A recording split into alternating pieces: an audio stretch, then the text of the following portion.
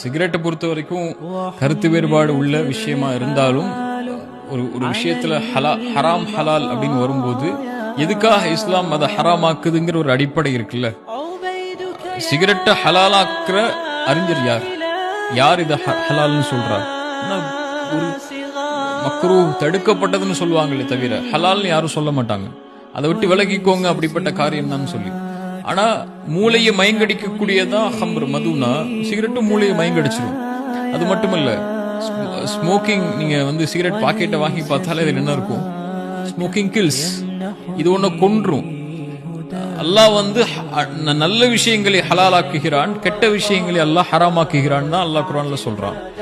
ஒரு மனிதனை கொலை செய்யக்கூடிய ஒவ்வொரு நொடியும் பல ஆயிரக்கணக்கான உயிர்கள் இந்த சிகரெட்டினால, இந்த புகையினால, நீங்க எங்க போனாலும், எந்த சென்டருக்கு போனாலும், எந்த ஒரு விஷயத்துக்கு போனாலும் சிகரெட் அடிக்காதீங்க, ஒரு உயிரை கொள்ளும், மதுவும் புகையும் உங்கள் உயிரை கொள்ளும்னு எல்லா இடத்துலையும் அட்வர்டைஸ்மெண்ட் செய்யறாங்க. நாடும் சரி, நாட்டுடைய அரசாங்கமும் சரி, அல்லது எல்லா வழிமுறைகளையும் சரி சொல்லக்கூடிய ஒரு உயிர் எடுக்கக்கூடிய ஒரு விஷயத்த இஸ்லாம் எப்படி ஹலாலாக்கும் நினைக்கிறீங்க? எனக்கு புரியல.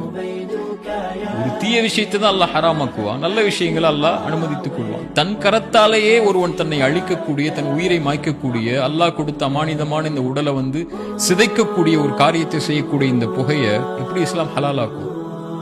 இது அவங்க தங்களை திருப்திப்படுத்துறதுக்காக நான் ஹலால தான் செய்யறேன், இது ஹராம் இல்ல, இது தடுக்கப்பட்டது ஒண்ணுதான், மக்ரூஹ் தான். மக்ரூஹ்னா என்ன?